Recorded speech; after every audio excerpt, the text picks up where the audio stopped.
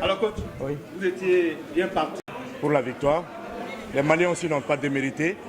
Je pense que c'est ça aussi la loi du sport. Il faut un vainqueur et puis un vaincu.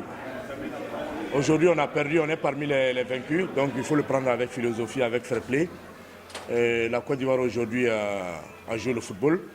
Nous, il nous a manqué quelque chose aujourd'hui. Donc, bravo à la Côte d'Ivoire. Ce n'est pas parce que j'ai perdu que je vais m'alarmer, non. Nous, on est là, on prépare la Coupe du Monde dans 2 mois. Donc, c'est des jeunes qui ont 17 ans.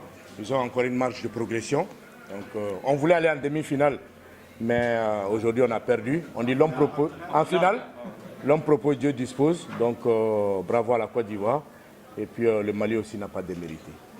Des jeunes qui savent, qui aiment jouer au football. Donc, aujourd'hui, on a joué un peu au rythme de la Côte d'Ivoire. On a essayé de balancer les ballons, ce qui n'est pas notre force. Donc, on a passé la moitié du temps à courir derrière le ballon. Ça nous a beaucoup fatigués. Donc, je pense qu'aujourd'hui, la clé du match a été l'entrejeu que la Côte d'Ivoire vraiment a monopolisé. Coach, on vous a vu. Ce n'est pas dans mes habitudes de parler de l'arbitrage. Si tu ne m'avais pas posé cette question, je n'allais pas parler de l'arbitrage. Mais souvent en Afrique, il faut ça. Parce qu'aujourd'hui, moi j'ai 2 jeunes qui sont sous plâtre qui ne vont pas jouer la Coupe du Monde à cause de l'arbitrage, à cause de la mauvaise prestation des arbitres. Moi, je ne dis pas d'aider une équipe, mais il faudra que les arbitres sifflent dans l'art. Il faudra qu'ils sifflent correctement. Moi, je reproche aux arbitres, il n'a pas sifflé des fautes. Et puis chaque fois quand on est sur le ballon en contact 1 contre 1, il siffle des fautes où il n'y avait pas. Donc moi, je pense qu'il faudra que ces arbitres-là aussi, à un moment donné, protègent les joueurs. Parce qu'on a dit c'est une compétition U20. Mais avec des équipes qu'on a vues ici, ça a été une compétition U30 ici. Parce qu'on a vu des équipes qui ont amené vraiment des seniors. Or, on a dit c'est une compétition U20. Donc c'est facile de falsifier des passeports et puis venir faire jouer des gaillards contre des jeunes. C'est pas le résultat, mais il faudra que vraiment en Afrique, on revoie tout ça vraiment. La tricherie, ça n'amène nulle part. Vraiment, c'est pas bon.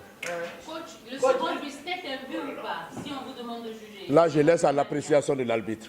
Coach, au-delà de ça également, on voit que ça fait 3 matchs. Quand le Mali joue, on est triché, on est triché à cause de l'arbitrage. Mali-Niger, c'était le cas. Résultat, 2 joueurs ont terminé à l'hosto. Mali-Congo, pareil également. Et je vois que l'arbitre nigérien, ça fait la 2e fois qu'il est sur l'arbitrage dans un match du Mali. Qu'est-ce que vous avez à lui dire sincèrement si vous l'avez en face de vous aujourd'hui? Bon, si je l'ai en face de moi, c'est ce que je peux dire, c'est un être humain, il peut se tromper. Tout être humain peut se tromper. Hein. Moi, je suis un entraîneur professionnel, je suis mal placé pour parler de l'arbitrage. Moi, ce qui est le plus important pour moi, c'est mon équipe, la prestation de mon équipe sur le plan du jeu. Donc le reste, je laisse à l'appréciation du public. Donc je ne vais pas rentrer dans ces détails. L'arbitre, c'est un être humain, il peut se tromper. Donc aujourd'hui, le fait qu'il a sifflé, peut-être c'est venu en notre défaveur, mais il faut le prendre avec philosophie. Il faut accepter la défaite, il faut être un bon perdant. On va prendre la dernière question. Coach, depuis la presse cadette, le champion d'Afrique, vous n'avez pas fait de défaite. Francophonie, pas de défaite. Aujourd'hui, vous perdez à 2 mois de la Coupe du Monde. Pour revoir ce qui n'a pas marché. Parce qu'avec les jeunes, il faut souvent aussi perdre. Parce que quand les jeunes ne perdent pas, ils ont la tête en l'air. Donc il faut souvent perdre aussi. Moi, je préfère perdre avant la Coupe du Monde que d'aller perdre à la Coupe du Monde.